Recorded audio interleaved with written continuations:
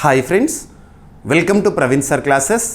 మొదటిసారి మన యూట్యూబ్ ఛానల్ని చూస్తున్న ప్రతి ఒక్క అభ్యర్థి ఇప్పుడు మన ఛానల్ని సబ్స్క్రైబ్ చేయండి. ఈ వీడియో గనక నచ్చినట్లయితే లైక్ చేయండి. మీ ఫ్రెండ్స్ అందరికీ పోటీ పరీక్షలకు ప్రిపేర్ అవుతున్న ప్రతి ఒక్క ఆస్పిరెంట్కి ఈ వీడియో లింక్ని షేర్ చేయండి. ఇక ఈరోజు November 8, 2025 వార్తలు నిలిచిన జాతీయ అంతర్జాతీయ రాష్ట్రీయాంశాల గురించి, వార్తలు నిలిచిన వ్యక్తులు, అవార్డులు, పుస్తకాలు, మరి క్రీడా సంబంధిత సమాచారం, ఒక్కొక్క అంశాన్ని వివరంగా తెలుసుకుందాం. అంతకంటే ముందుగా నిన్నటి డైలీ కరెంట్ అఫైర్స్ వీడియోలో అడిగిన ప్రశ్నకి వివరణతో కూడిన సమాధానాన్ని చూద్దాము. సో క్వశ్చన్ వచ్చేసి, ఇటీవల కూల్ సిటీస్ యాక్సెలరేటర్ కార్యక్రమంలో భారత్ నుంచి చోటు పొందిన నగరాలు ఎన్ని? సంఖ్య, ఆ నగరాలేవి? మరి ఈ కార్యక్రమం యొక్క ముఖ్య లక్ష్యం, ఉద్దేశం ఏంటి?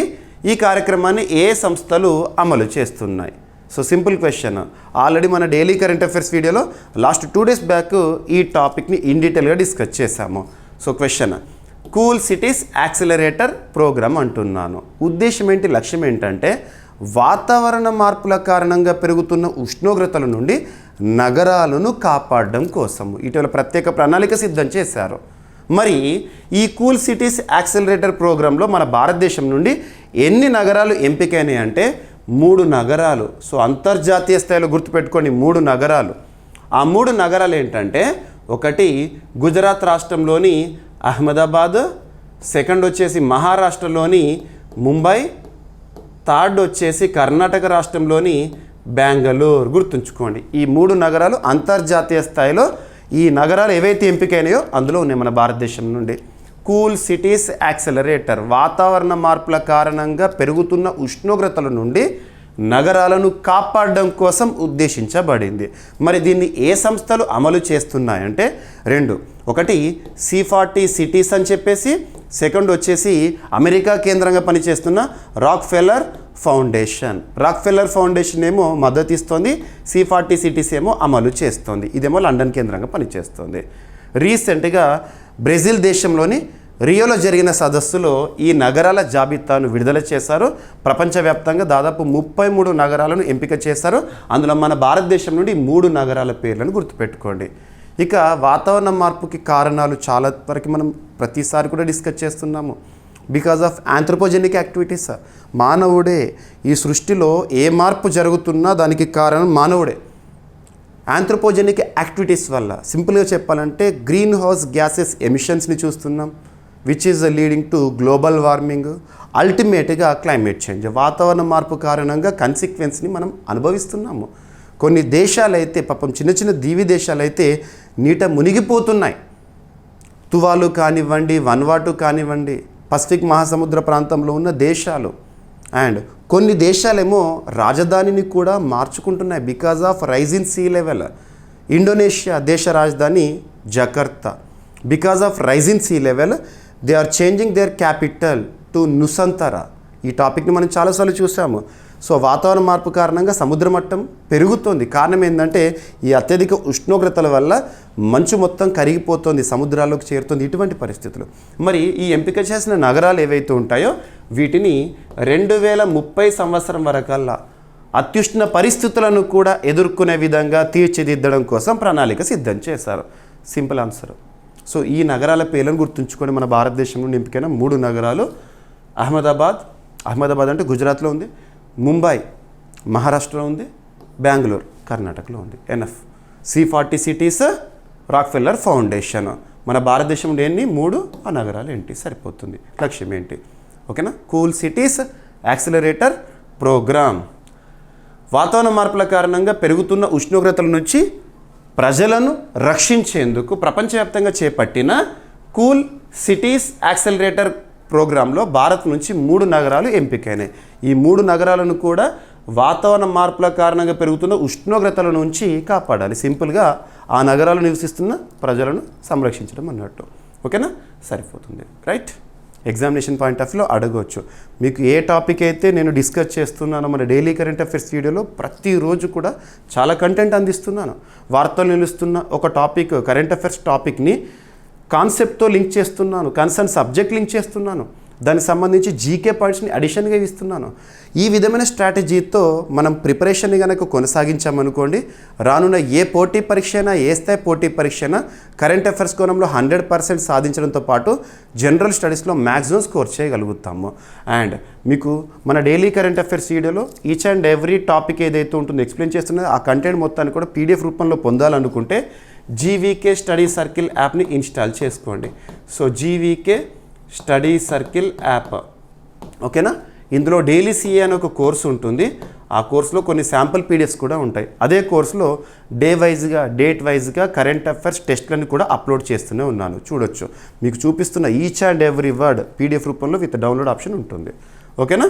ఇదంతా కూడా మనం ఆల్రెడీ ఎక్స్ప్లెయిన్ చేసుకున్న టాపికే, రైట్, సరిపోతుంది, ఓకేనా. ఇక ఈరోజు ఫస్ట్ టాపిక్ ఎకానమీకి సంబంధించి అర్థశాస్త్రము. అర్థం చేసుకుంటే అద్భుతం. అర్థశాస్త్రం యొక్క ప్రత్యేకత అదే. And the stats in the economy are not at all static, they are dynamic, they are volatile, that means always changes. అర్థశాస్త్రంలో మనం చూసే గణాంకాలు ఏవైతే ఉంటాయో ఎప్పుడు కూడా స్థిరంగా, తటస్థంగా ఉండవు, మారుతూ ఉంటాయి. ఆ మారుతున్న గణాంకాలను మనం కూడా అబ్జర్వ్ చేస్తూ మన నోట్బుక్లో రాయాల్సిందే. మరి ఇక్కడ గ్రోత్ రేటుకి సంబంధించి భారతదేశ వృద్ధి రేటు అంచనాను ప్రస్తుతం ఆర్థిక సలహాదారు వారు ఏ విధంగా అంచనా వేస్తున్నారు? చీఫ్ ఎకనామిక్ అడ్వైజర్ అంటాం కదా, ముఖ్య ఆర్థిక సలహాదారు ప్రస్తుతం ఎవరున్నారు, ఇటువంటివి కూడా అడుగుతారు. అండ్ గ్రోత్ రేటు, ఒక దేశం యొక్క వృద్ధి రేటుని ఎలా చూస్తామంటే జీడిపిలో చూస్తాం. గ్రాస్ డొమెస్టిక్ ప్రోడక్ట్, స్థూల దేశీయోత్పత్తి. డెఫినేషన్ చూడండి, it is the final value of all the goods and services that are produced within the boundaries of the particular country for the given financial year.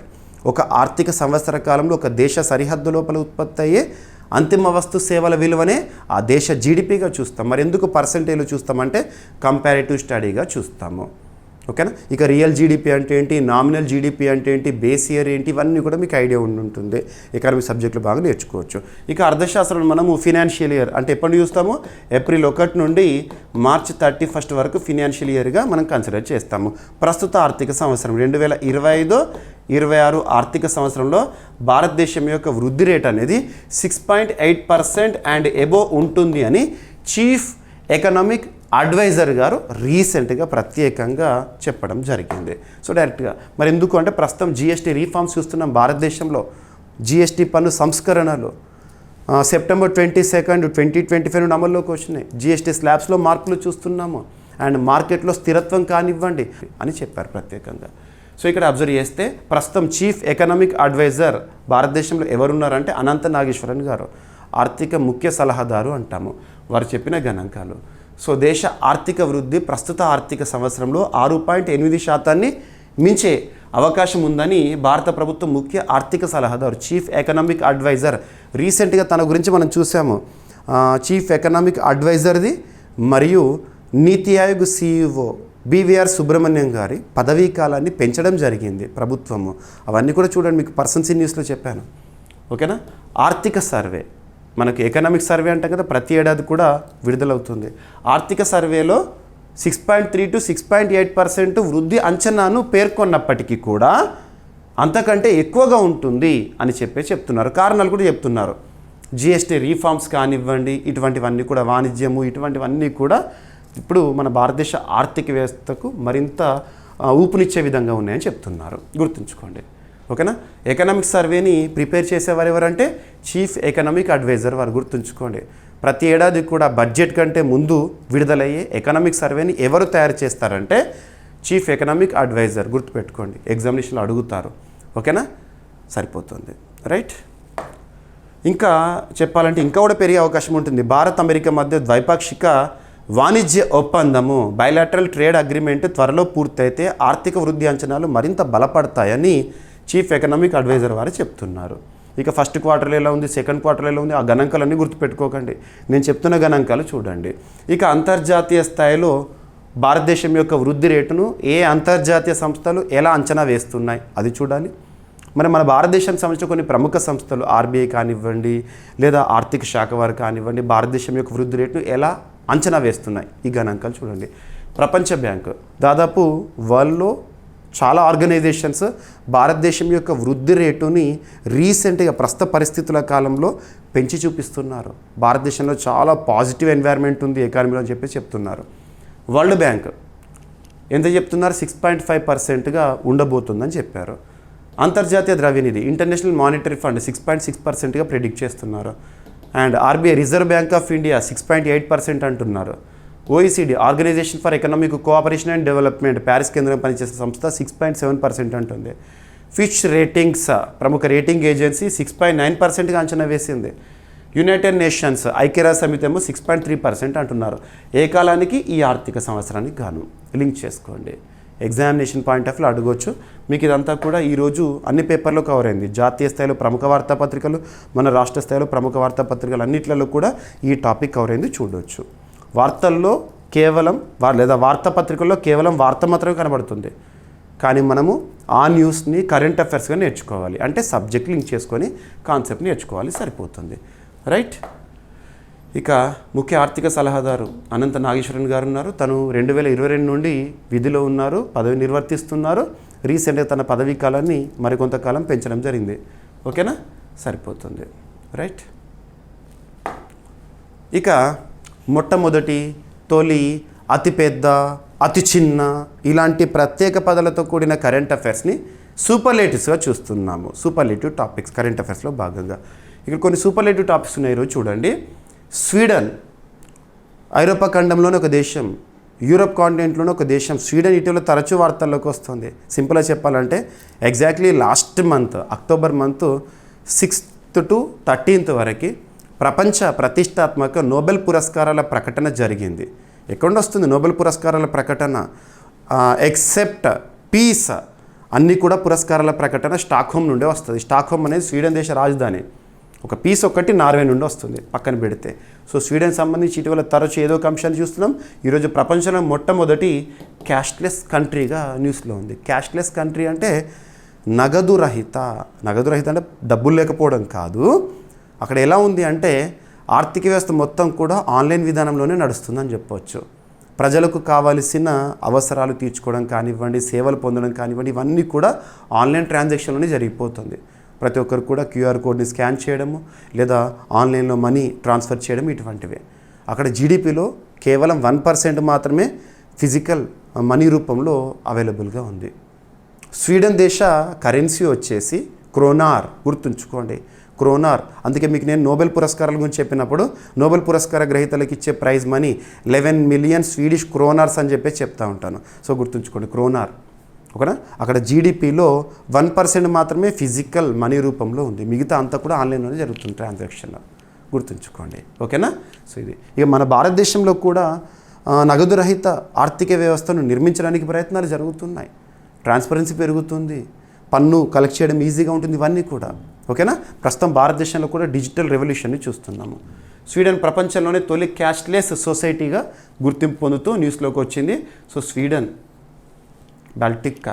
ఇక్కడ observe చేస్తే ఏదైనా ఒక దేశం గురించి కానీ ఒక ప్రాంతం గురించి కానీ మీకు నేను చెప్తున్నానంటే లొకేషన్ని ఖచ్చితంగా చూపిస్తున్నాను. ఓకేనా? మ్యాప్లో చూడాల్సిందే. ఇక స్వీడన్ దేశ రాజధాని స్టాక్హోమ్. స్వీడన్ దేశ సెంట్రల్ బ్యాంక్ వచ్చేసి రిక్స్ బ్యాంక్. గుర్తుంచుకోండి, ప్రపంచంలోనే మొట్టమొదటి సెంట్రల్ బ్యాంక్. ఆ బ్యాంకు 300th యానివర్సరీ సందర్భంగానే 1968 ఇయర్లో నోబెల్ ఇన్ ఎకానమీని ప్రారంభించారు. 1969 నుండి ఇస్తున్నారు. రిక్స్ బ్యాంక్ ఏ దేశ కేంద్ర బ్యాంక్ అంటారు? స్వీడన్. ప్రత్యేకత, ప్రపంచంలోనే మొట్టమొదటి కేంద్ర బ్యాంక్. ఒక దేశానికి ఒక్కొక్క దేశానికి సెంట్రల్ బ్యాంక్ ఉంటుంది. భారతదేశానికి RBI లాగా, అమెరికాకు సంబంధించి ఫెడ్ రిజర్వ్ లాగా. ఓకేనా? సో ఇక్కడ అబ్జర్వ్ చేస్తే 2025 నవంబర్లో స్వీడన్ ప్రపంచంలోని మొదటి క్యాష్లెస్ సొసైటీగా అధికారికంగా గుర్తింపు పొందింది. ఓకేనా? క్యాష్ మ్యాక్సిమం ఫిజికల్ మనీ అనేది మ్యాక్సిమం తొలగించారంట. రోజువారీ లావాదేవీలు డిజిటల్ చెల్లింపుల ద్వారానే జరుగుతున్నాయి. ఓకేనా? So Sveriges Riksbank. Riks not Riks. ఓకేనా? సరిపోతుంది. జీడిపిలో 1% కన్నా తక్కువ మాత్రమే ఇప్పుడు వాళ్ళకు సర్క్యులేషన్లో ఫిజికల్గా మనీ ఉందంట. సరిపోతుంది. ఓకేనా? అన్ని రెస్టారెంట్స్ కానివ్వండి, సేవలు ఏదైనా కూడా. సో రాజధాని ఏంటి చూడండి. రైట్. ఇక భారతదేశంలో ఇలాంటి దిశ డిజిటల్ ఎకానమీ వైపు మనం పయనిస్తున్నాగా, క్యాష్లెస్ ఎకానమీ. 2016లో డీమానిటైజేషన్, 2016 నవంబర్లో చూసాం కదా. ఆ తర్వాత UPI, unified payments interface and భీమ్, పేటిఎం, ఫోన్పే వంటి యాప్ల ద్వారా డిజిటల్ చెల్లింపులు చాలా విస్తృతం అవుతున్నాయి. ఓకేనా. భారతదేశ యూపీఐని చాలా దేశాలు కూడా రీసెంట్గా అడాప్ట్ చేసుకుంటున్నాయి. ఇక డెన్మార్క్. సో డెన్మార్క్ కూడా యూరప్ కాంటినెంట్లోని ఒక దేశమే, డేన్స్ అంటాము. డెన్మార్క్లో మిల్క్ ఇండస్ట్రీ, పాల పరిశ్రమ అనేది చాలా వరకు కూడా వృద్ధిలో ఉంటుంది, ఎప్పుడు కూడా ప్రపంచంలో గుర్తింపు పొందింది. ఇక డెన్మార్క్ ప్రభుత్వం తీసుకున్న నిర్ణయం ఏంటంటే, ఆ దేశంలో బాలలు ఎవరైతే ఉంటారో 15 years 15 సంవత్సరాల లోపు వారు సోషల్ మీడియాకి దూరంగా ఉండాల్సిందే. ప్రభుత్వం బ్యాన్ విధించింది. 15 సంవత్సరాలు అంతకంటే లోని వయస్సు వారు సోషల్ మీడియాని వినియోగించకూడదు అని చెప్పేసేసి. ఒకవేళ ఎవరైనా పిల్లలు 13 years పూర్తయినాయి అనుకోండి, వాళ్ళు మాత్రం పేరెంట్స్ అనుమతితో, పేరెంట్స్ సంరక్షణలో, గార్డియన్ సంరక్షణలో మాత్రమే సోషల్ మీడియాని వినియోగించవచ్చని ఇటీవల కీలక నిర్ణయంతో డెన్మార్క్ ప్రభుత్వం తీసుకున్న అంశం న్యూస్లో ఉంది, గుర్తుంచుకోండి. ఓకేనా, సరిపోతుంది. ఇటీవల ఇలాంటి చాలా ఉన్నాయి. ఆస్ట్రేలియా దేశం కూడా అక్కడ అలాగే తీసుకుంది అలా. And generational ban on tobacco అనే అంశం. జనరేషనల్ బ్యాన్ ఆన్ టొబాకో అని చెప్పేసి 2007 సంవత్సరం తర్వాత జన్మించిన వారు పొగాకుని ఎట్టి పరిస్థితుల్లోనూ స్వీకరించరాదు అని చెప్పేసి రీసెంట్గా మాల్దీవ్స్ ప్రభుత్వం తీసుకున్న నిర్ణయం. ఇటువంటి చూడండి, ఏజ్ అనే క్రైటీరియాతో ఏ అంశాలైతే వార్తల్లోకి వచ్చినాయి అవన్నీ కూడా లింక్ అవ్వాలి. కరెంట్ అఫైర్స్తో కూడా లింక్ చేసే పరిజ్ఞానాన్ని మనం పొందగలగాలి. ప్రతిరోజు మీరు క్లాసెస్ చూడండి, ప్రతి ఒక్కటి మీరే గుర్తు చేసుకుంటారు. డెన్మార్క్ ప్రభుత్వం తాజాగా 15 సంవత్సరాల లోపు వయసున్న పిల్లలు సోషల్ మీడియా వాడకూడదని నిర్ణయం తీసుకుంది. సోషల్ మీడియా వాడకానికి వయోపరిమితి విధిస్తూ 13 సంవత్సరాలు పూర్తయిన పిల్లలు తల్లిదండ్రుల అనుమతితో వారి సమక్షంలో మాత్రమే వాడేందుకు అనుమతిని కల్పించింది డెన్మార్క్ ప్రభుత్వము. ఈ చర్య ద్వారా టీనేజర్లు మరియు చిన్నపిల్లలు సోషల్ మీడియా వ్యసనము, మానసిక ఒత్తిడి, ఆన్లైన్ మోసాల నుంచి రక్షింపబడతారు. చాలా వరకు సైబర్ క్రైమ్స్లో పాపం పిల్లలు విక్టిమ్స్ అవుతున్నారు. వాళ్ళు ఏదో గేమ్ ఆడుతూ ఉంటారు, సోషల్ మీడియాలో వచ్చే ప్రమోషన్స్ ఏదైనా ఒక లింక్ వస్తే క్లిక్ చేస్తారు, అక్కడ ఆటోమేటిక్గా ఆన్లైన్లో మనం డబ్బులు కోల్పోవడం ఇలాంటివి చూస్తున్నాము.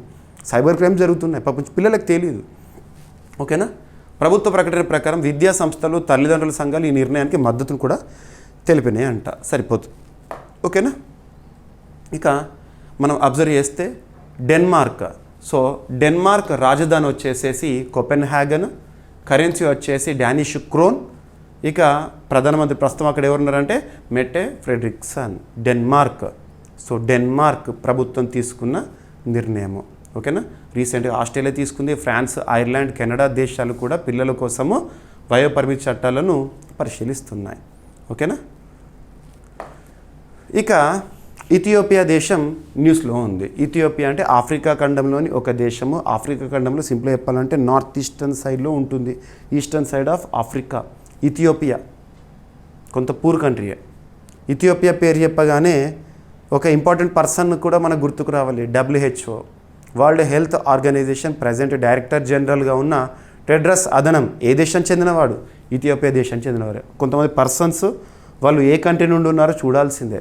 ఇకపోతే ఇథియోపియా మన భారతదేశంలో అద్భుతంగా అమలవుతున్న ఒక కార్యక్రమాన్ని, ఒక ప్రోగ్రామ్ని వాళ్ళు అడాప్ట్ చేసుకుంటున్నారు. ఆ నమూనాని వాళ్ళ దేశంలో కూడా అమలు చేస్తున్నారు. ముఖ్యంగా గ్రామీణ ప్రాంతాల్లో పేదరిక నిర్మూలన కోసం భారతదేశంలో అద్భుతంగా అమలవుతున్న దీన్ దయాళ్ అంత్యోదయ యోజన. దీన్ దయాళ్ అంత్యోదయ యోజన భారతదేశంలో గ్రామీణ ప్రాంతాల్లో పేదరిక నిర్మూలన కోసం ముఖ్యంగా మహిళల్ని ప్రోత్సహించడము, సెల్ఫ్ హెల్ప్ గ్రూప్స్ని ఏర్పాటు చేయడము, ఇటువంటివి. సో ఈ ప్రోగ్రామ్ని ఇథియోపియా దేశంలో సేమ్ యాజ్ ఇట్ ఈజ్ ఇదే మోడల్ని అడాప్ట్ చేస్తున్నారు, గుర్తుంచుకోండి. ఓకేనా. ఏ దేశంలో అడుగుతారు. ఇక ఇథియోపియా ప్రభుత్వము గ్రామీణ పేదరికాన్ని నిర్మూలించడం మరియు మహిళా సాధికారతను ప్రోత్సహించేందుకు భారతదేశం యొక్క దీన్ దయాళ్ అంత్యోదయ యోజన, ఓకేనా, national rural livelihood machine DAY-NRLM నమూనాను స్వీకరించనున్నట్లు ప్రకటించింది. ఈ నిర్ణయం భారత గ్రామీణ అభివృద్ధి విధానాల ప్రపంచ ప్రాముఖ్యతను ప్రతిబింబిస్తుంది. మరి దీన్ దయాళ్ అంత్యోదయ యోజన ఎలా అమలవుతుంది భారతదేశంలో? ఇది భారత ప్రభుత్వ గ్రామీణ అభివృద్ధి మంత్రిత్వ శాఖ, మినిస్ట్రీ ఆఫ్ రూరల్ డెవలప్మెంట్. ప్రస్తుతం కన్సర్న్ మినిస్టర్గా కేంద్ర మంత్రిగా ఉన్నారు, శివరాజ్ సింగ్ చౌహాన్ గారు ఉన్నారు. ఓకేనా. వారి ఆధ్వర్యంలో నడుస్తున్న పేదరిక నిర్మూలన మరియు మహిళా సాధికారత పథకము, విమెన్ ఎంపవర్మెంట్గా. దీని ప్రధాన లక్ష్యం ఏంటంటే స్వయం సహాయక బృందాలు, సెల్ఫ్ హెల్ప్ గ్రూప్స్ని ఏర్పాటు చేసి వాటి ద్వారా గ్రామీణ పేదల జీవనోపాధిని సుస్థిరం చేయడము. ఓకేనా. ఆర్థిక చేర్పు, ఫైనాన్షియల్ ఇంక్లూజన్ మరియు సోషల్ మొబిలైజేషన్ని సాధించడం అనేది ఈ ప్రోగ్రాం యొక్క ఉద్దేశము. వార్తలు నిలుస్తున్న పథకాలపైన ప్రత్యేక శ్రద్ధను చూపండి. ఆ పథకం ఎందుకు వార్తల్లోకి వచ్చిందో చూడండి, ఇటీవల కంటెక్స్ట్ చూడండి. ఆల్రెడీ 10-15 ఏళ్ళ నుండి 20 ఏళ్ళ నుండి భారతదేశంలో అమలవుతున్న పథకాలు కూడా ఇప్పుడు ఏదైనా మైల్ స్టోన్తో కానీ లేదైనా మార్పులు చేర్పులతో కానీ న్యూస్లోకి వచ్చిందంటే ఖచ్చితంగా చూడాలి. వార్తలు నిలిచిన నూతన పథకాలే కాదు, పాత పథకాలపైన కూడా క్వశ్చన్స్ అడుగుతారు మీకు. అందుకే CA 360లో ఈ సెగ్మెంట్ని ప్రత్యేకంగా ఇస్తున్నాను. మీరు కరెంట్ అఫైర్స్ని 19 సెగ్మెంట్స్గా ఇస్తున్నాను CA 360 కోర్సులో. వీడియో క్లాసెస్, PDF అవన్నీ అందులో ఉంటాయి. సో అందులో స్కీమ్స్ ఇన్ న్యూస్ అని, అందులో పాలసీస్, పోర్టల్స్ అవన్నిటి గురించి చెప్తున్నాను. మరి ఈ దీన్ దయాళ్ అంత్యోదయ యోజన 2011 సంవత్సరంలో నేషనల్ రూరల్ లైవ్లీహుడ్ మిషన్ పేరుతో ప్రారంభమై 2016లో దీన్ దయాళ్ అంత్యోదయ యోజన NRLMగా పేరు మార్చబడింది. ఇది గత కార్యక్రమం ఏంటంటే స్వర్ణ జయంతి గ్రామీణ స్వరోజ్గార్ యోజన పథకానికి అంత్యోదయ యోజన, దీన్ దయాళ్ అంత్యోదయ యోజన అనేది అమల్లోకి వచ్చింది. ఓకేనా, గుర్తుంచుకోండి. రైట్. గ్రామీణ పేదరికాన్ని తగ్గించడం, ముఖ్యంగా మహిళలకు స్వయం ఉపాధి మరియు నైపుణ్య ఆధారిత వేతన అవకాశాలను కల్పించడము. ఓకేనా, సరిపోతుంది. మీరు ఇందాక చూడండి, ఇథియోపియా దేశంలో ఇలాంటి మోడల్ని సేమ్ దీన్ దయాళ్ అంత్యోదయ యోజన మోడల్ని అమలు చేయబోతున్నారు గ్రామీణ పేదరికాన్ని నిర్మూలించడం కోసం అని అన్నారు. వార్తాపత్రికలో అదే వచ్చింది. కానీ నేనేం చేశాను, దీన్ దయాళ్ అంత్యోదయ యోజన యొక్క పేరు మార్పు ఎప్పుడు జరిగింది, ఏ పథక స్థానంలో అమల్లోకి వచ్చింది, ఉద్దేశం ఏంటి, ఇవన్నీ కూడా మీకు చెప్తున్నాను. సరిపోతుంది. ఈ పథకం కేంద్ర రాష్ట్ర భాగస్వామ్య పద్ధతిలో అమలవుతుందండి. ప్రపంచంలో అతిపెద్ద సమాజ ఆధారిత మొబిలైజేషన్ కార్యక్రమాల్లో ఇదొకటి. ఇక సస్టైనబుల్ డెవలప్మెంట్ గోల్స్ ఉంటాయి కదా, సుస్థిరాభివృద్ధి లక్ష్యాలు. ప్రపంచంలో ప్రతి దేశం కూడా 2015 నుండి 2030 సంవత్సరం వరకు సాధించాల్సిన లక్ష్యాలు 17 ఉంటాయి కదా. అందులో గోల్ నెంబర్ 1 పేదరిక నిర్మూలన, గోల్ నెంబర్ 5 లింగ సమానత్వాన్ని సాధించడం. ఇటువంటి వాటిలో భాగంగా ఈ ప్రోగ్రామ్ని లింక్ చేసుకోవచ్చు. ఓకేనా.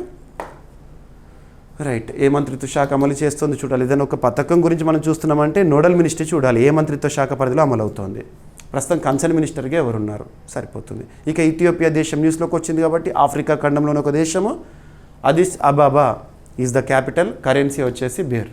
ఓకేనా. ఇక కేరళ రాష్ట్ర ప్రభుత్వం తీసుకున్న ఒక కీలక నిర్ణయం, రైల్లో ప్రయాణిస్తున్న మహిళలకు రక్షణను కల్పించడం. ఇటీవల కేరళ తరచూ వార్తల్లోకి వస్తుంది. ఈ నవంబర్ 1 రోజునే కేరళ రాష్ట్ర ముఖ్యమంత్రి పినరై విజయన్ గారు చేసిన ప్రకటన భారతదేశంలో ప్రతి రాష్ట్రం దృష్టిని కూడా ఆకర్షించింది. భారతదేశంలోనే మొట్టమొదటి రాష్ట్రంగా ఎక్స్ట్రీమ్ పావర్టీని నిర్మూలించిన రాష్ట్రంగా కేరళ నిలిచింది అని నవంబర్ 1, 2025 రోజున కేరళ రాష్ట్ర ముఖ్యమంత్రి పినరై విజయన్ గారు చేసిన ప్రకటన. ఇక రీసెంట్గా కేరళ భారతదేశంలోనే ఫస్ట్ డిజిటల్ లిటరేట్ స్టేట్గా న్యూస్లో ఉంది, డిజిటల్ లిటరేట్ స్టేట్. అండ్ గతంలో రైట్ టు ఇంటర్నెట్ని ఫండమెంటల్ రైట్గా గుర్తించింది కేరళ. ఇవన్నీ కూడా లింక్ చేసుకోలేదు. ఒక టాపిక్ వార్తల్లో ఉంది అంటే కరెంట్ అఫైర్స్ పాయింట్ ఆఫ్ వ్యూలో రీసెంట్గా దానికి సంబంధించి ఏమేమి ఉన్నాయి, ఆ రాష్ట్రానికి సంబంధించి కానీ దేశానికి సంబంధించి లింక్ అవ్వాలి.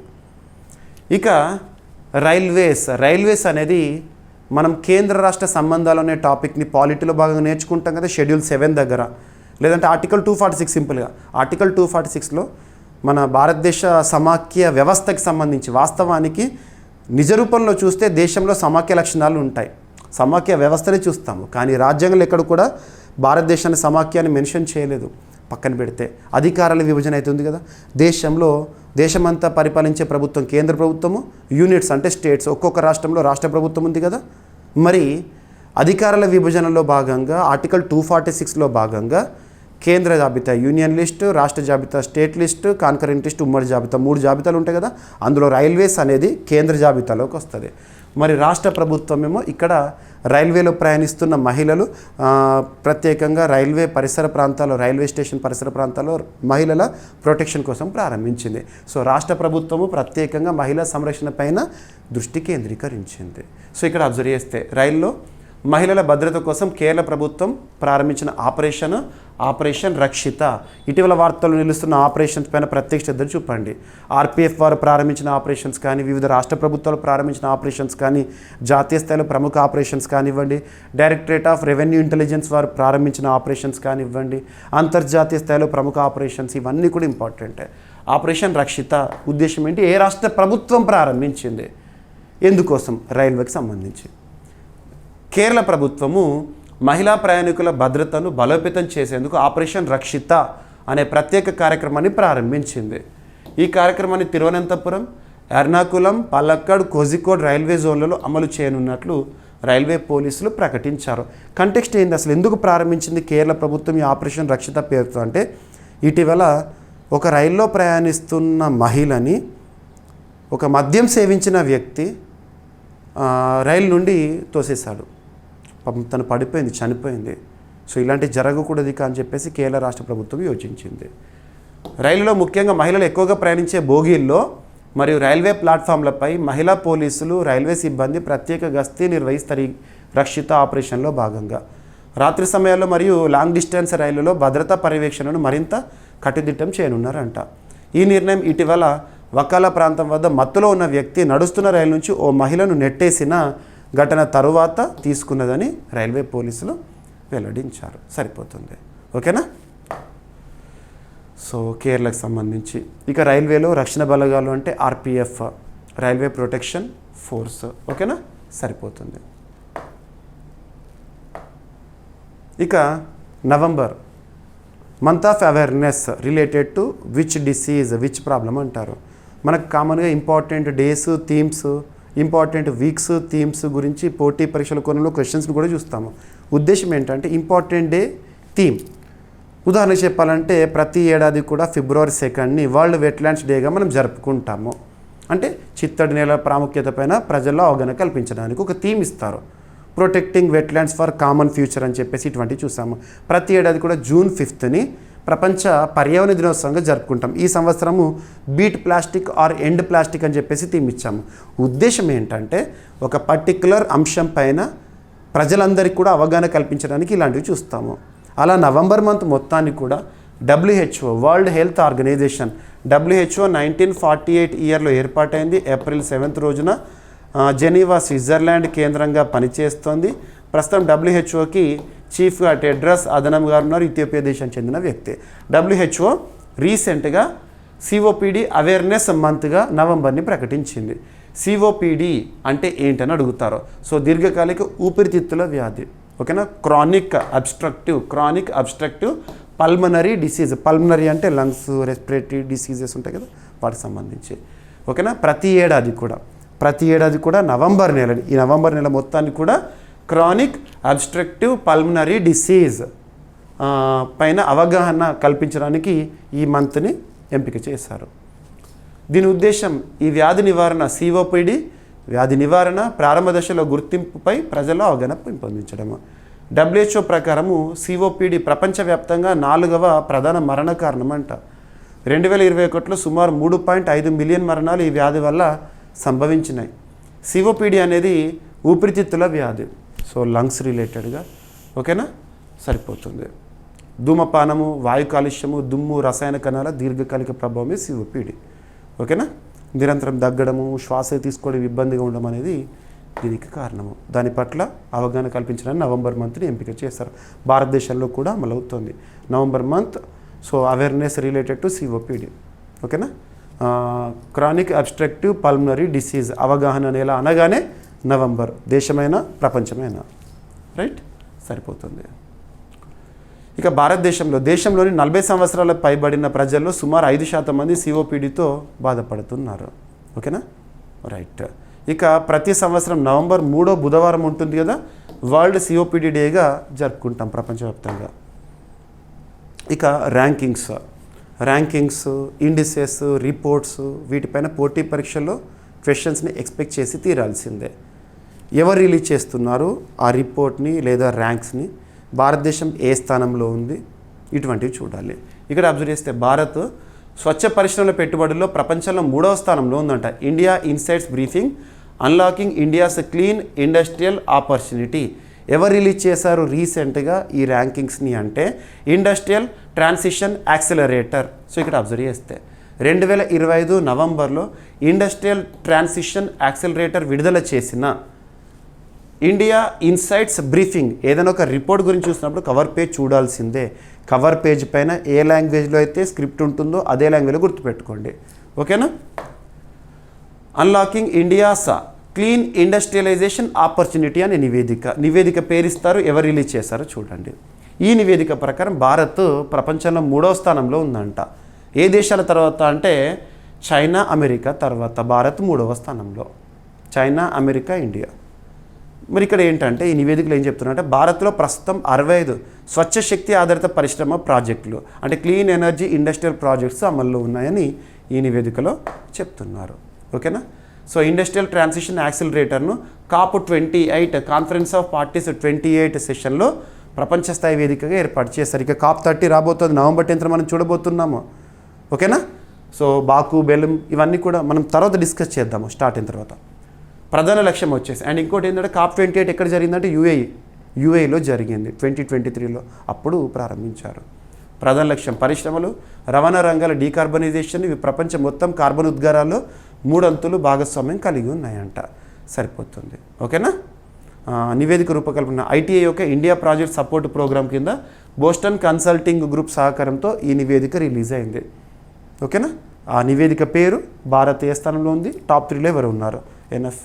ముఖ్య ఉద్దేశం భారత పరిశ్రమలలో కార్బన్ ఉద్గారాలు తగ్గించడము అండ్ మన భారతదేశంలో నెట్ జీరోని సాధించాలని ఒక లక్ష్యం, పంచామృత లక్ష్యాలు చూడండి. మనకి గ్రీన్ ఇన్వెస్ట్మెంట్స్ని వేగవంతం చేయడం మరియు 2026 నాటికి పరిశ్రమల పెట్టుబడి సిద్ధత, ఇన్వెస్ట్మెంట్ రెడీనెస్ని సాధించడం అనేది ఉద్దేశము. రైట్. సరిపోతుంది. ఇక ప్రధాన నగరాల్లో కాలుష్య స్థాయిలో పెరుగుతున్నాయంట. మనకు ఒక కేసు ఉంటుంది మనం భారతదేశంలో, మనం పాలిటీ సబ్జెక్ట్లో భాగంగా చాలా కేసెస్ గురించి డిస్కస్ చేసాము. ఆర్టికల్ 21 రైట్ టు లైఫ్, జీవించే హక్కు, ప్రాథమిక హక్కు కదా, పార్ట్ 3 ఆఫ్ ఇండియన్ కాన్స్టిట్యూషన్. ఆ ఆర్టికల్లో భాగంగా కొన్ని కేసెస్ని చూసినప్పుడు గతంలో సుప్రీంకోర్టు 1991 ఇయర్లో ఇచ్చిన ఒక తీర్పు, Subhash Kumar Thakur versus state of Bihar 1991 కేసులో ఏం చెప్పిందంటే పరిశుభ్రమైన నీరు, స్వచ్ఛమైన గాలి, సుస్థిర వాతావరణం పొందడం ఒక వ్యక్తికి కల్పించిన ప్రాథమిక హక్కులో భాగం, జీవించే హక్కులో భాగమని సుప్రీంకోర్టు తెలిపింది. రీసెంట్గా వన్వాటు అనే ఒక దేశము వాతావరణ మార్పు కారణంగా మేము ఇంపాక్ట్ అవుతున్నాము, ప్రపంచ దేశాలు అడ్వాన్స్డ్ కంట్రీస్ చేసిన మిస్టేక్ వల్ల మేము ఇంపాక్ట్ అవుతున్నామని ఇంటర్నేషనల్ కోర్ట్ ఆఫ్ జస్టిస్లో ఫైట్ కూడా చేసింది. ఇటువంటి మనం డిస్కస్ చేసాము. ఇక వాయు కాలుష్యం కొన్ని ప్రాంతాల్లో ఎలా ఉంది అంటే మనం బ్రతకడానికి గాలి పీలుస్తాం, కానీ కొన్ని ప్రాంతాల్లో గాలి పీలిస్తే గాల్లో కలిసే పరిస్థితి ఏర్పడుతుంది. ఉదాహరణకు ప్రపంచ వాయు కాలుష్య రాజధాని ఢిల్లీ ఇలాంటివి. మరి భారతదేశంలో నగరాల్లో తీవ్రత ఎలా ఉంది, దుమ్ముధూళి కణాలు ఎలా ఉన్నాయి, PM 2.5 ఎలా ఉంది, అటువంటి స్థాయిల గురించి ఒక సంస్థ చెప్తున్న అంశము. దేశవ్యాప్తంగా నగరాలు వేగంగా కాలుష్య హాట్స్పాట్స్గా, సో పొల్యూషన్కి హాట్స్పాట్గా మారుతున్నాయని ఎవరు చెప్పారంటే centre for research on energy and clean air తాజా నివేదికలో వెల్లడించింది. ప్రపంచ ఆరోగ్య సంస్థ WHO గాలి నాణ్యత ప్రమాణాలను సెప్టెంబర్లో దేశంలోని 203 నగరాలు అధిగమించగా అక్టోబర్లో ఆ సంఖ్య 255కు పెరిగిందంట. అయితే తెలుగు రాష్ట్రాల్లో తెలంగాణ, ఆంధ్రప్రదేశ్ గాలి నాణ్యత సంతృప్తికర స్థాయిలోనే ఉందని నివేదిక చెప్తోంది. గాలిలో ఉన్న ప్రధాన కాలుష్య కారకాలు PM10, PM5, PM 2.5. PM10, PM5, PM 2.5లో అత్యంత ప్రమాదకరమైనది ఏదంటే PM 2.5. కంటికి కూడా కనిపించని సూక్ష్మమైన దుమ్ము ధూళి కణాలు డైరెక్ట్ మన రెస్పిరేటరీ ట్రాక్ట్ పైన ప్రభావం చూపిస్తాయి. Sulphur dioxide, nitrogen oxide, ozone మొదలైనవి. ఓకేనా. సరిపోతుంది. ఇక నివేదికలో అంశాలు ఏంటంటే దారుహెడా, అది హర్యానా రాష్ట్రంలో ఒక ప్రాంతము, ఘనమీటర్ గాలిలో PM 2.5 ఉద్గారాలు 123 మైక్రోగ్రామ్స్ దేశంలోనే అత్యధిక స్థాయి అంట ఇది. దీంతో ఇది అత్యంత కాలుష్య నగరంగా నిలిచింది. ఎవరు చెప్తున్న గణాంకాల ప్రకారము centre for research on energy and clean air తాజా నివేదిక ప్రకారం భారతదేశంలో అత్యంత కాలుష్య నగరంగా ఏ నగరము, తర్వాతి 10 స్థానాల్లో ఉత్తరప్రదేశ్, హర్యానా, ఢిల్లీ నగరాలు ఉన్నాయి. ఓకేనా. ఉత్తరప్రదేశ్, హర్యానా రాష్ట్రంలో నగరాలు మరియు ఢిల్లీ కేంద్రపాలిత ప్రాంతం మరియు రాజధాని నగరము. ఓకేనా. సరిపోతుంది. మన తెలుగు రాష్ట్రాల్లో ఎలా ఉంది. WHO ప్రమాణం ఏంటంటే గాలిలో PM2.5 స్థాయి 15 మించరాదంట. ఓకేనా. దీర్ఘకాలికంగా అధిక స్థాయిలో ఉండే ప్రాంతాల్లో హృదయ ఊపిరితిత్తుల వ్యాధులు వస్తాయంట. ఓకేనా. అత్యంత స్వచ్ఛమైన గాలి ఉన్న నగరంగా భారతదేశంలోని షిల్లాంగ్ మేఘాలయ రాజధాని ఉంది. Right. So centre for research on energy and clean air ప్రధాన కార్యాలయం వచ్చేసేసి ఫిన్లాండ్, భారతదేశ విభాగం వచ్చేసి న్యూఢిల్లీ. ఓకేనా, సరిపోతుంది. ఇక భారతదేశంలో వాయు కాలుష్య కట్టడి పొల్యూషన్ని ట్యాకిల్ చేయడానికి నేషనల్ క్లీన్ ఎయిర్ ప్రోగ్రామ్ 2019లో రావడం జరిగింది. ఇటువంటివి చూడండి. ఇక రక్షణ రంగానికి సంబంధించి, సో రక్షణ రంగానికి సంబంధించి ఇటీవల రష్యా కానివ్వండి, దక్షిణ కొరియా కానివ్వండి వార్తల్లో ఎక్కువగా ఉంటున్నాయి. సో దక్షిణ కొరియానేమో హ్యూమ్ను అని చెప్పేసి న్యూస్లో ఉంది. రీసెంట్గా రష్యానేమో ప్రపంచంలో మొట్టమొదటి న్యూక్లియర్ ఇంజన్తో నడిచే ఒక మిసైల్ గురించి వార్తల్లోకి వచ్చింది. లేదా nuclear based under water drone Poseidon గురించి మనం చూసాము. ఇవన్నీ కూడా ఇంపార్టెంట్. ఇక్కడ చైనా వారి దేశంలో మూడవ విమాన వాహక నౌకని రీసెంట్గా ప్రారంభించిందంట. Air craft carrier. మన భారతదేశానికి సంబంధించి ఎయిర్ క్రాఫ్ట్ క్యారియర్ అంటేనే మీకు ఏం గుర్తుకు రావాలి? ఐఎన్ఎస్ విక్రాంత్ రీసెంట్గా న్యూస్లో ఉంది. ఎందుకంటే ఈ దీపావళి సందర్భంగా మన ఈ 2025 దీపావళి వేడుకలను భారత ప్రధాని నరేంద్ర మోదీ గారు ఐఎన్ఎస్ విక్రాంత్ పైన మన నావికా దళాలతో కలిసి సంబరాలు చేశారు. సో ఐఎన్ఎస్ విక్రాంత్ 2022లో కమిషన్ చేయబడింది సెప్టెంబర్ మంత్లో. అడుగుతారు, ఇవన్నీ ఇంపార్టెంటే. నేను ప్రతిరోజు డైలీ కరెంట్ అఫైర్స్ అందిస్తున్నాను, ప్రతి టాపిక్ చెప్తున్నాను. నేను ఏవేవైతే చెప్తున్నానో వాటన్నిటి కూడా ఖచ్చితంగా చూడండి. రానున్న పోటీ పరీక్షలో 100% కవర్ అవుతాయి. అలా ఐఎన్ఎస్ విక్రాంత్ ఎలా అయితే ఎయిర్ క్రాఫ్ట్ క్యారియర్ మన భారతదేశానికి సంబంధించి, చైనాలో ఇప్పటికే 2 ఉన్నాయి, ఇప్పుడు 3వది వచ్చింది. దాని పేరు ఏంటంటే ఫిజియాన్. ఇటీవల ఫిజియాన్ ఎయిర్ క్రాఫ్ట్ క్యారియర్ కమిషనింగ్తో న్యూస్లో ఉంది. ఏ దేశంలో? చైనా. ఎనఫ్. ఓకేనా. షీ జిన్పింగ్ గారు దీన్ని కమిషన్ చేశారు. చైనా తన 3వ విమాన వాహక నౌక ఫిజియాన్ను రీసెంట్గా లాంచ్ చేయడం జరిగింది, కమిషన్ చేశారు. ఇది పూర్తిగా వాళ్ళ స్వదేశీ పరిజ్ఞానంతో తయారైన తొలి చైనా విమాన వాహక నౌకనంట. ఓకేనా, సరిపోతుంది. ఎయిర్ క్రాఫ్ట్ లాంచ్ సిస్టమ్ను అందులో ఏర్పాటు చేస్తారు ఫిజియాన్లో. ఓకేనా. ఇది విమాన వాహక నౌక డెక్ నుంచి యుద్ధ విమానాలను నేరుగా సాఫీగా ఇంగులోకి పంపే ఆధునిక సాంకేతిక. మన విక్రాంత్ కూడా ఉంది. ఓకేనా, రైట్. ఫిజియాన్ చైనాలోని జియాంగాన్ షిప్ యార్డ్లో నిర్మించబడింది. అక్కడ ఏ షిప్ యార్డ్లో నిర్మించారు, ఎవరు నిర్మించి ఇంత అడగరు. మన భారతదేశానికి సంబంధించి మాత్రం ఉదాహరణకి ఇందాక నేనేం చెప్పాను, ఐఎన్ఎస్ విక్రాంత్ కమిషన్ చేయబడింది 2022లో. ఎవరు నిర్మించారు? కొచ్చి షిప్ యార్డ్ లిమిటెడ్. అటువంటి చూడాలి. మన భారతదేశానికి సంబంధించి అయితే ఈచ్ అండ్ ఎవ్రీ పాయింట్ చూడాలి. అవన్నీ మీకు చెప్తున్నాను. ఇక వివిధ దేశాలకు సంబంధించి డైరెక్ట్గా సింగిల్ లైన్లో గుర్తుపెట్టుకోండి, సరిపోతుంది. ఇక కరెంటు పాలిటీలో భాగంగా దేశంలోనే అత్యున్నత చట్టమైన రాజ్యాంగంలో 3వ భాగం ప్రాథమిక హక్కుల గురించి చెప్తుంది. ఆర్టికల్ 12 నుండి 35 వరకు మనం నేర్చుకుంటాము. అందులో ఆర్టికల్ 22 మీకు ఐడియా ఉంటుంది. ప్రాథమిక హక్కుల్లో భాగంగా సింపుల్గా ఆర్టికల్ 22ని ఎలా అర్థం చేసుకోవచ్చు అంటే, ఒక వ్యక్తిని నిర్బంధంలోకి తీసుకోవాలంటే, ఒక వ్యక్తిని అరెస్ట్ చేయాలంటే ఫస్ట్ కారణం చెప్పాలి, రీజన్. తర్వాత వారెంట్ ఉండాలి, అరెస్ట్ వారెంట్ అంటాం. నిర్బంధంలోకి తీసుకోబడిన వ్యక్తిని 24 గంటల లోపల సమీప న్యాయస్థానంలో ప్రవేశపెట్టాలి. ఎందుకంటే హెబియస్ కార్పస్ రిట్ అనేది. సో దాని దృష్టిలో ఉంచుకొని సో ఇవన్నీ ఫాలో అవ్వాలి. సో ఇటువంటివి. సో అరెస్ట్ చేసిన కారణం తప్పనిసరిగా చెప్పాలి అని రీసెంట్గా సుప్రీంకోర్టు ఒక చారిత్రాత్మక తీర్పు ఇచ్చింది. అరెస్ట్ చేసినా కూడా కారణం చెప్పాలి. తనని ఎందుకు అరెస్ట్ చేశారో, అరెస్ట్ చేయబడిన వ్యక్తికి కానివ్వండి, వాళ్ళ ఫ్యామిలీ మెంబర్స్ కానివ్వండి, రిటర్న్గా ఇవ్వాలని చెప్పేసి ఇటీవల దేశంలోని అత్యున్నత న్యాయస్థానం సుప్రీంకోర్టు గురించి మనము పార్ట్ 5 ఆఫ్ ఇండియన్ కాన్స్టిట్యూషన్లో చూస్తాము. సుప్రీంకోర్టు ఇచ్చిన కీలక తీర్పులో ఏ నేరం కింద అరెస్ట్ చేసినా నిందితుడికి అరెస్ట్ కారణం తప్పనిసరిగా లిఖితపూర్వకంగా మరియు అతనికి అర్థమయ్యే భాషలో తెలియజేయాలి అని స్పష్టం చేసింది. ఈ తీర్పును ప్రధాన న్యాయమూర్తి, ప్రస్తుతం సుప్రీంకోర్టులో 52వ ప్రధాన న్యాయమూర్తిగా బిఆర్ గవాయ్ గారు ఉన్నారు కదా, తను మరియు జస్టిస్ అగస్టిన్ జార్జ్ గారుతో కూడిన ధర్మాసనం ఇవ్వడం జరిగింది. ఆర్టికల్ 22ని లింక్ చేస్తూ సింపుల్గా ఒక వ్యక్తిని నిర్బంధంలోకి తీసుకోవాలంటే ఎలాంటి స్టెప్స్ని ఫాలో అవ్వాలి దానికి సంబంధించి. నిందితుడిని అరెస్ట్ సమయంలో కారణం తెలపడం సాధ్యం కాకపోతే కనీసం రిమాండ్ కోసం కోర్టు ఎదుట హాజరుపరచడానికి 2 గంటల ముందుగానైనా లిఖితపూర్వక కారణాన్ని తెలియజేయాలని తీర్పు పేర్కొంది. లిఖితపూర్వకంగా కారణం తెలియజేయకపోతే అరెస్టు చెల్లదని కోర్టు దాన్ని చట్టవిరుద్ధంగా ప్రకటించి నిందితుడి విడుదలకు ఆదేశించవచ్చని కూడా స్పష్టం చేసింది. ఓకేనా, రైట్. ఏ ఆర్టికల్ ప్రకారం? ఆర్టికల్ 22 క్లాస్ 1 ప్రకారము ప్రాథమిక హక్కులను దృష్టిలో ఉంచుకొని చెప్పడం జరిగింది. సరిపోతుంది, రైట్. సో భారత రాజ్యాంగంలో ఆర్టికల్ 22 అరెస్ట్ అయిన వ్యక్తికి సాధ్యమైనంత త్వరగా అరెస్ట్ కారణాన్ని తెలియజేయాలి మరియు అతనికి న్యాయవాది ద్వారా రక్షణ పొందే హక్కు అనేది ఉంటుంది. ఎనఫ్. ఇక ఎన్నికల్లో పోటీ చేసే ఒక వ్యక్తి, మనకు చాలా ఎలక్షన్స్ చూస్తూ ఉంటాము. ఎన్నికల్లో పోటీ చేసే ఒక వ్యక్తి తను నామినేషన్ని సబ్మిట్ చేయాలి. నేను ఎన్నికల్లో పోటీ చేయబోతున్నాను, నామినేషన్ సబ్మిట్ చేయాలి. ఆ నామినేషన్ పత్రంలో ఖచ్చితంగా కొన్ని డీటెయిల్స్ ఉంటాయి. ఆ డీటెయిల్స్, మ్యాండేటరీ డీటెయిల్స్ని, వాస్తవాలని చూపించాలి. ఎవరైతే ఎన్నికల్లో పోటీ చేసే వ్యక్తి ఉంటారో గతంలో వారి శిక్షకి సంబంధించి, న్యాయ వ్యవస్థకు సంబంధించి ఏదైనా రన్నింగ్ కేసెస్ ఉన్నా అటువంటివి ఖచ్చితంగా తెలపాలి.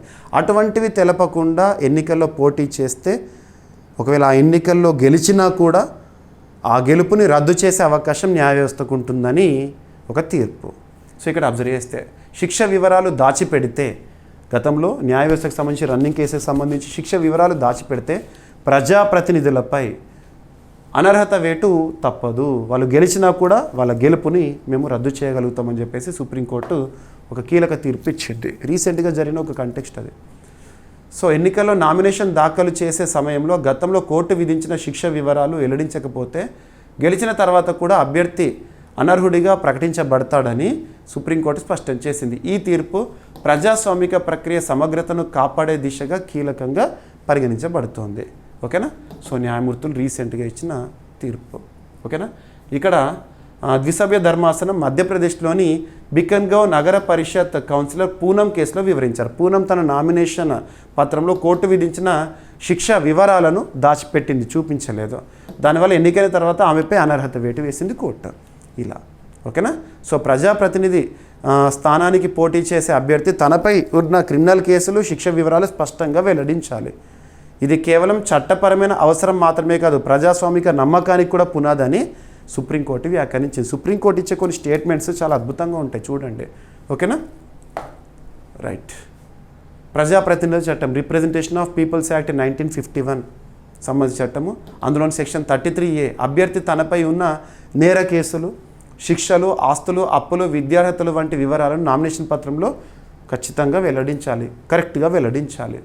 సెక్షన్ 8 నేరానికి గాను శిక్ష పడితే నిర్ణీత కాలం వరకు ప్రజాప్రతినిధి పదవి కోసం అర్హత కోల్పోతారు, గుర్తుంచుకోండి. ఓకేనా, రైట్.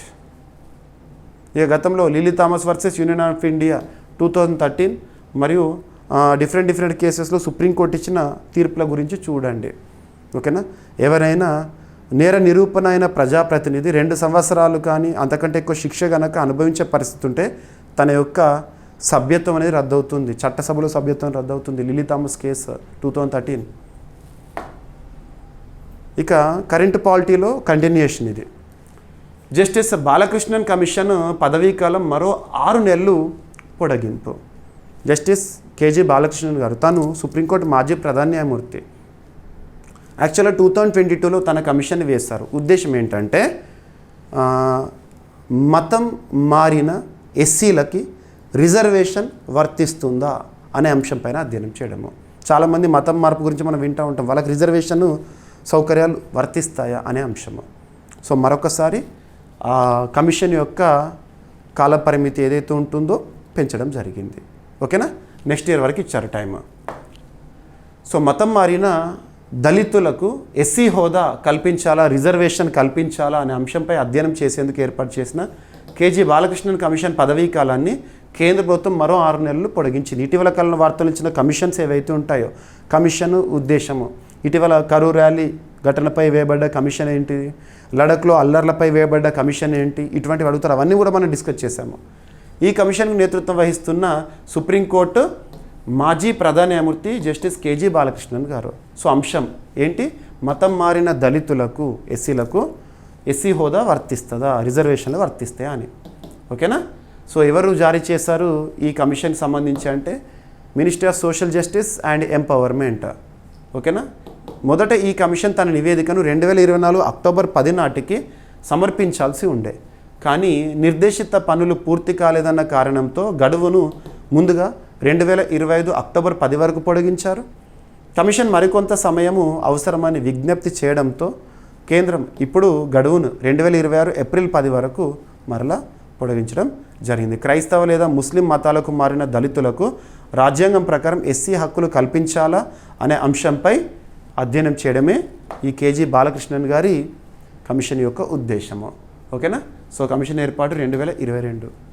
ఓకేనా. యాక్చువల్గా 2024లో రిపోర్ట్ సబ్మిట్ చేయాలి, కానీ పెంచుతూ వస్తున్నారు ప్రస్తుతం పరిస్థితుల్లో మరింత లోతైన అధ్యయనం కోసం అవకాశం కల్పించడానికి. కేజీ బాలకృష్ణన్ గారు భారత సుప్రీంకోర్టు చరిత్రలో 37వ ప్రధాన న్యాయమూర్తిగా విధులు నిర్వర్తించిన వ్యక్తి 2007 నుండి 2010 వరకు. ఓకేనా. ఇక తరచూ వార్తలు నిలుస్తున్న అంశాల్లో IITs important. Indian Institute of technologies. IITs గురించి వాటి ప్రాముఖ్యతను ఎక్కువగా మనం కరోనా విపత్కర పరిస్థితుల కాలం నుండి రెగ్యులర్గా చూస్తున్నాము. కారణం ఏంటంటే వారి యొక్క ఇన్నోవేషన్స్, వారు చేస్తున్న అద్భుత పరిశోధనలు. భారతదేశానికి పరిమితమైన ఐఐటీలు విశ్వవ్యాప్తం అవుతున్నాయి. వివిధ దేశాల్లో ఐఐటీల ఏర్పాటు గురించి మనం చూసాం రీసెంట్గా. ఇకపోతే ఏ ఐఐటీ వార్తల్లోకి వచ్చింది, ఏ అంశంతో వార్తల్లోకి వచ్చింది, దట్స్ ఎనఫ్. సో ఇక్కడ ఒక ఒప్పందం అనేది వార్తల్లోకి వచ్చింది. ఐఐటి రోపర్ అంటే Punjab, Indian Institute of technology Ropar IDG-10 solutions సంస్థతో కుదుర్చుకున్న ఒప్పందం. IDG-10 సొల్యూషన్స్ అనేది లక్నో కేంద్రంగా పనిచేసిన సంస్థ. ఉద్దేశం ఏంటంటే భారత తొలి సబ్సీ పైప్లైన్ డిజైన్ కార్యక్రమం కోసము, ఇటీవల ఒప్పందం అనేది జరిగింది. ఐఐటి ఏ సంస్థతో ఒప్పందాన్ని కుదుర్చుకోవడం జరిగింది అంటారు, సరిపోతుంది. డైరెక్ట్ సింగిల్ లైన్లో చూడండి. సో 2025 నవంబర్లో భారత సాంకేతిక సంస్థ Indian Institute of technology Ropar మరియు IDG-10 సొల్యూషన్స్ ప్రైవేట్ లిమిటెడ్ మధ్య వ్యూహాత్మక అవగాహన ఒప్పందం అనేది కుదిరింది. ఈ ఒప్పందం ద్వారా భారతదేశంలోనే తొలి పరిశ్రమ ఆధారిత దీర్ఘకాలిక సహకార కార్యక్రమం సబ్సీ పైప్లైన్ డిజైన్ టెక్నాలజీ ప్రారంభమవుతుందంట. డైరెక్ట్గా గుర్తుంచుకోండి, సరిపోతుంది. ఓకేనా. ఈ భాగస్వామ్యం ద్వారా సముద్ర గర్భంలో నడిచే పైప్లైన్ వ్యవస్థల రూపకల్పన, సిమ్యులేషను, విశ్లేషణ మరియు భద్రతా ఇంజనీరింగ్ రంగాల్లో దేశ నైపుణ్యాన్ని అభివృద్ధి చేయడం అనేది ఉద్దేశం అంట. ఎనఫ్. ఓకేనా. సబ్సీ పైప్లైన్ టెక్నాలజీ సముద్ర తలంలో ఇంధన రవాణా పైప్లైన్ల రూపకల్పనకు సంబంధించిన ప్రత్యేక ఇంజనీరింగ్ రంగం. సో ఎన్హెచ్పిసి 50th యానివర్సరీ సందర్భంగా రీసెంట్గా నవంబర్ 6 రోజున ప్రత్యేకమైన ఒక కమమరేటివ్ కాయిన్ని రిలీజ్ చేయడం జరిగింది. కన్సర్న్ మినిస్ట్రీకి సంబంధించి ministry of power and energy, ప్రస్తుతం భారతదేశంలో కేంద్ర మంత్రిగా ఎవరు విధులు నిర్వర్తిస్తున్నారు? మనోహర్ లాల్ ఖట్టర్ గారు, హర్యానా రాష్ట్రం చెందిన వ్యక్తి, హర్యానా మాజీ ముఖ్యమంత్రి. రీసెంట్గా ఒక కమమరేటివ్ కాయిన్ని విడుదల చేశారు. ఇటీవల ఏ సంస్థ, ఏ పబ్లిక్ సెక్టర్ అండర్టేకింగ్ సంబంధించి, సెంట్రల్ పబ్లిక్ సెక్టర్ ఎంటర్ప్రైజ్ సంబంధించి 50 సంవత్సరాల కమమరేటివ్ కాయిన్ విడుదల చేశారని సంస్థల పేర్లు ఇస్తారు. సో ఇక్కడ అబ్జర్వ్ చేస్తే నవంబర్ 6న కేంద్ర విద్యుత్ మంత్రిత్వ శాఖ మంత్రి మనోహర్ లాల్ ఖట్టర్ గారు ఢిల్లీలో నిర్వహించిన కార్యక్రమంలో NHPC limited Swarna Jayanti golden Jubilee celebration సందర్భంగా 50 రూపీస్ కమమరేటివ్ కాయిన్ని రిలీజ్ చేయడం జరిగింది. గుర్తుంచుకోండి. National Hydroelectric Power Corporation 1975లో స్థాపించబడిన ఈ సంస్థ 2025తో 50 సంవత్సరాలు పూర్తి చేసుకోవడం జరిగింది.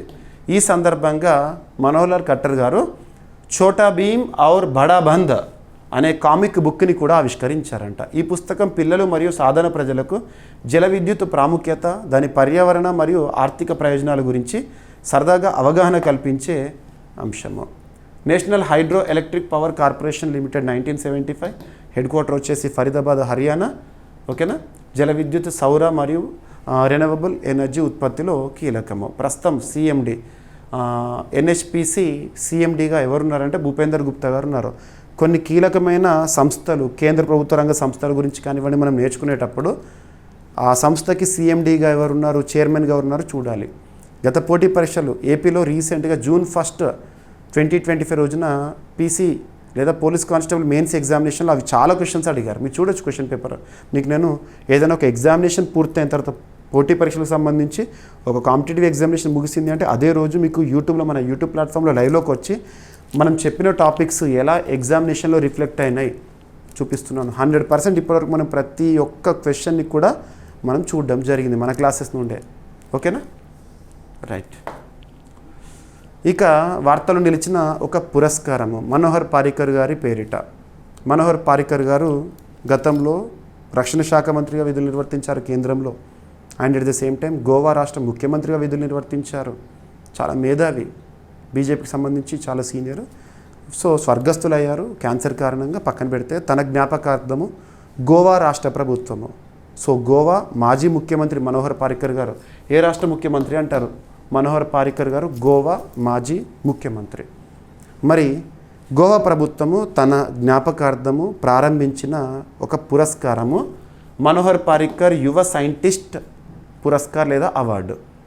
ఈ పురస్కారానికి ఈ సంవత్సరానికి గాను లేదా 3వ మనోహర్ పారికర్ యువ సైంటిస్ట్ అవార్డుకి ఎంపికైన వ్యక్తి ఇండియన్ ఇన్స్టిట్యూట్ ఆఫ్ సైన్సెస్ బెంగళూరులో పనిచేసిన ఒక సైంటిస్ట్, యువ సైంటిస్ట్ డాక్టర్ సాయి గౌతమ్ గోపాలకృష్ణన్ గారు.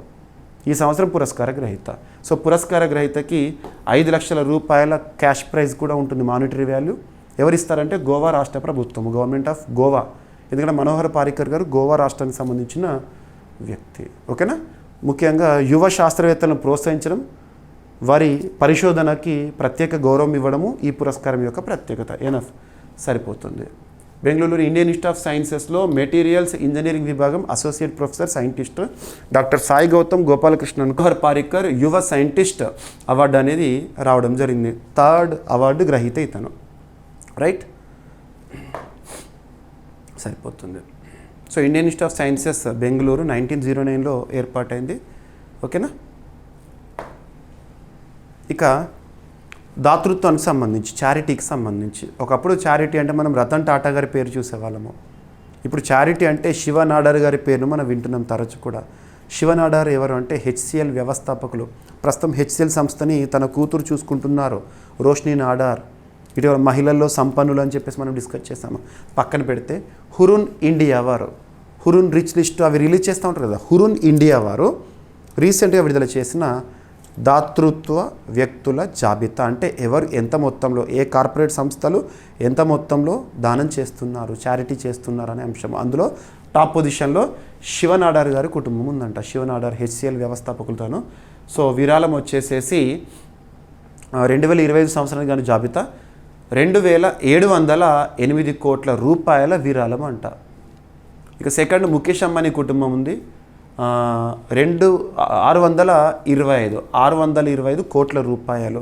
ఏ రంగం చేస్తున్నారు వీళ్ళంటే విద్య. బజాజ్ కుటుంబం 446 కోట్ల రూపాయలు దాతృత్వం అంటే దానం చేశారు విద్యారంగానికి. సో ఇలా ఓకేనా, సరిపోతుంది. Right. Hurun India philanthropy list 2025 ప్రకారము హెచ్సిఎల్ టెక్ వ్యవస్థాపకుడు శివనాడార్ మరియు ఆయన కుటుంబం దేశంలో అత్యంత పెద్ద దాతలుగా నిలిచారు. సో 2708 కోట్ల రూపాయలు విరాళంగా ఇచ్చారు. అంటే రోజుకు సగటున 7.4 కోట్ల రూపాయలు విరాళంగా ఇస్తున్నారు, దానంగా ఇస్తున్నారు విద్యారంగం కోసము. ఓకేనా, సరిపోతుంది. రైట్. దేశంలోని 25 మంది ప్రముఖ దాతలు 3 సంవత్సరాల్లో 50,000 కోట్ల రూపాయలు విరాళంగా ఇచ్చారంటే రోజుకు 46 కోట్ల రూపాయలు. ఈ సంవత్సరం జాబితాలో 191 మంది దాతలు, 12 మంది కొత్త వారు ఉన్నారంట. ఓకేనా.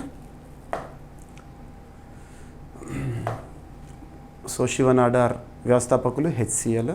ఓకేనా. హురున్ ఫిలాంథ్రపీ లిస్ట్ ప్రపంచవ్యాప్తంగా దాతృత్వం మరియు సామాజిక బాధ్యతలో ముందున్న వ్యక్తులను గుర్తించే వార్షిక నివేదిక. ఇక ఈరోజు ప్రశ్న, ప్రతి ఒక్కరి సమాధానాన్ని కామెంట్ బాక్స్లో తెలియజేయండి. అభ్యర్థులను నేను కోరుకునేది ఒకటే, మీ సపోర్ట్ ఎంకరేజ్మెంట్ని ఈ వీడియోకి లైక్ రూపంలో తెలియజేయండి. మీరు ఇచ్చే సపోర్ట్ ఎంకరేజ్మెంట్తో మరింత ఉత్సాహంతో క్లాసెస్ని అందిస్తూనే ఉంటాను. ఓకేనా. అండ్ ప్రతిరోజు అడుగుతున్న ప్రశ్న యొక్క ఇంపార్టెన్స్ ఏంటంటే, రానున్న ఏ పోటీ పరీక్ష అయినా, ఏ స్థాయి పోటీ పరీక్ష అయినా పలానా అంశాల నుండి తప్పనిసరిగా ప్రశ్నలు వస్తాయని వేటినైతే నేను భావిస్తున్నానో రోజు ఒకటి చెప్పిన క్వశ్చన్ అడుగుతున్నాను. వీడియో చూస్తున్న వారు వేలాది మంది అభ్యర్థులు, కానీ కామెంట్ బాక్స్లో సమాధానాన్ని మాత్రం వందలాది మాత్రమే చూస్తున్నాను. ప్రతి ఒక్కరు మీకు ఎంతవరకు తెలిస్తే అంతవరకు సమాధానం ఇచ్చే ప్రయత్నం చేయండి. హాఫ్ ఆన్సర్ అయినా పర్లేదు, మీరు ఇచ్చే సమాధానము రాంగ్ అయినా పర్లేదు, క్లారిటీ కోసం. రేపటి క్లాస్లో ఈ టాపిక్ని మీకు క్లారిటీతో ఎక్స్ప్లెయిన్ చేస్తాను. కాబట్టి మనం ఒక్కసారి మిస్టేక్ ఇక్కడ చేసాము అంటే మళ్ళీ ఇక చేయలేము. ఎందుకంటే మిస్టేక్ ఏదైతే మనం చేస్తున్నామో దాని పట్ల మనకు ఎప్పటికొక గుర్తుండిపోతుంది. ఆ రోజు నేను తప్పు చేశాను, ఇక తప్పు చేయకూడదు. రానున్న పోటీ పరీక్షలో ఈ టాపిక్ కానీ ఇదే ప్రశ్న కనుక కనబడింది అనుకోండి, మీరు 100% కాన్ఫిడెన్స్తో క్లారిటీతో గుర్తించగలుగుతారు. అందుకే మీకు ప్రతిరోజు కూడా సమాధానాన్ని తెలియజేయండి, తప్పైనా పర్లేదు సమాధానం తెలియజేయండి అని అడుగుతున్నాను. ఓకేనా? వీడియోకి లైక్ చేయండి. ఇక ఈరోజు ప్రశ్న, ఇటీవల వార్తల్లో నిలిచిన ఇక్షాక్ నౌక ప్రత్యేకత ఏంటి? నవంబర్ 6 రోజున కమిషనింగ్ మనం డిస్కస్ చేస్తాము. దీనిని ఏ సంస్థ తయారు చేసింది? ప్రత్యేకత ఏంటి చూడండి. ఇక అబ్జర్వ్ చేస్తే ఈరోజు టాపిక్స్ని క్విక్ రివిజన్ చేస్తే 2025-26 ఆర్థిక సంవత్సరంలో భారతదేశ వృద్ధి రేటు 6.8%గా ఉండే అవకాశమని చీఫ్ ఎకనామిక్ అడ్వైజర్ వారు చెప్తున్న ప్రకటన. స్వీడన్ ప్రపంచంలోని తొలి క్యాష్లెస్ సొసైటీగా గుర్తింపు పొందింది. ఇక డెన్మార్క్లో బాలలకు సోషల్ మీడియా వాడకం నిషేధము. దీన్ దయాళ్ అంత్యోదయ యోజన ఈ నమూనాని ఇథియోపియాలో అమలు చేస్తున్నారు. గ్రామీణ ప్రాంతాల్లో పేదరిక నిర్మూలన కోసం అద్భుతమైన కార్యక్రమము. ఇక రైళ్లలో మహిళల భద్రత కోసం కేరళ ప్రభుత్వం ప్రారంభించిన operation Rakshita. And COPD chronic obstructive pulmonary disease అవగాహన నెలగా నవంబర్ మంత్ని మనం చూసాము. భారత్ స్వచ్ఛ పరిశ్రమల పెట్టుబడుల్లో ప్రపంచంలో 3వ స్థానంలో ఉంది, చైనా అమెరికా తర్వాత. ఇక నగరాల్లో కాలుష్య సెగ ఎలా ఉంది అని చెప్పేసి ఇటీవల విడుదలైన గణాంకాలు centre for research on energy and clean air వారి తాజా నివేదిక. ఇక చైనా వారి 3వ విమాన వాహక నౌక ఫుజియాన్ని కమిషన్ చేసింది రక్షణ రంగానికి సంబంధించి. అరెస్ట్ చేసిన కారణం తప్పనిసరిగా చెప్పాలని సుప్రీంకోర్టు చేసిన కీలక తీర్పు. ఆర్టికల్ 22 క్లాస్ 1లో భాగంగా ప్రాథమిక హక్కుల ప్రాముఖ్యత. ఇక శిక్ష వివరాలు దాచిపెడితే ప్రజాప్రతినిధులపై అనర్హత వేటు తప్పదని సుప్రీంకోర్టు కీలక హెచ్చరిక మరియు తీర్పు. జస్టిస్ కేజీ బాలకృష్ణన్ కమిషన్ పదవీ కాలాన్ని మరొక 6 నెలలు పొడిగించింది కేంద్ర ప్రభుత్వము. ఉద్దేశం ఏంటి? అండ్ ఐఐటి రోపారు IDG-10 సొల్యూషన్స్ ఒప్పందము ఉద్దేశం ఏంటి? మరియు NHPC 50వ వార్షికోత్సవం సందర్భంగా 50 రూపాయల కమ్మమరేటివ్ కాయిన్. ఇక మనోహర్ పారికర్ యువ సైంటిస్ట్ అవార్డ్ గ్రహీతగా డాక్టర్ సాయి గౌతమ్ గోపాలకృష్ణన్ గారు. ఇక దాతల్లో మేటి శివనాడార్ ఫౌండేషన్ అగ్రస్థానంలో ఉంది. ఇక ఈరోజు ప్రశ్న, ఇటీవల వార్తల్లో నిలిచిన ఇక్షాక్ నౌక ప్రత్యేకత ఏంటి? దీనిని ఏ సంస్థ తయారు చేసింది? సో రక్షణ రంగానికి సంబంధించి ఖచ్చితంగా మనం క్వశ్చన్స్ని ఎక్స్పెక్ట్ చేసి తీరాల్సిందే. ఏ పోటీ పరీక్షను, ఏ స్థాయి పోటీ పరీక్షన. సో ఇవి ఫ్రెండ్స్ ఈరోజు వార్తల్లో నిలిచిన అంశాలు. ప్రతి ఒక్కరు కూడా మన యాప్ని ఇన్స్టాల్ చేసుకోండి, GVK study circle app. So పోటీ పరీక్షలకు ఉపయుక్తంగా ఉండే కోర్సెస్ని అద్భుతంగా రూపకల్పన చేసి మీ ముందుకు తీసుకొచ్చాను. ఓకేనా? సో రేపటి క్లాస్లో మళ్ళీ కలుద్దాము. Thank you.